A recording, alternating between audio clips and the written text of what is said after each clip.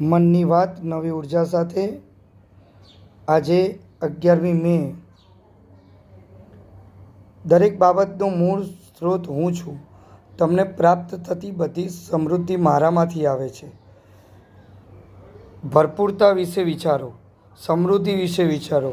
કદી એક ક્ષણ માટે પણ અભાવ કે દરિદ્રતાનો વિચાર ન કરો. જ્યારે તમે વિચારોને સીમિત કરો છો ત્યારે તમે મર્યાદાઓ જ સર્જો છો અને પોતે પણ મર્યાદિત બનો છો. તમને ખ્યાલ પણ નથી આવતો અને તમે મારા અનંત વરદાનોના મુક્ત પ્રવાહ આડે પથ્થર મૂકતા જાઓ છો. હવે જ્યારે તમે કોઈ અભાવથી પીડાતા હો ત્યારે તમારા સંજોગો કે પરિસ્થિતિને દોષ ન દેશો. જરા પોતાનામાં ઊંડા ઉતરી જજો અને અવરોધનું કારણ તમને ત્યાં જ મળી આવશે. શું એ ડર છે?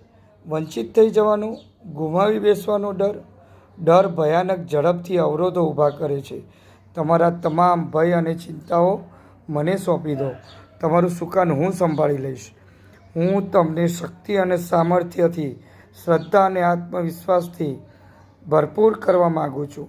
મને તેમ કરવા દો. એકવાર તમને તમારા આધ્યાત્મિક મૂલ્યની જાણ થશે તે પછી તમારું શ્રેષ્ઠ જીવન શાંતિમાં, સંપૂર્ણતામાં રમમાણ રહેશે. આપણું મન શું કહે છે ને મિત્રો, એનું ખાસ ધ્યાન રાખો. આપણા મનની વાત અહીંયા આપણે આજે રજૂ કરી છે. આવા જ અવનવા વિડીયો જાણવા માટે લાઈક કરો, સબસ્ક્રાઈબ કરો અને મારી ચેનલને ફોલો કરો અને વધુમાં વધુ મિત્રોને શેર કરો.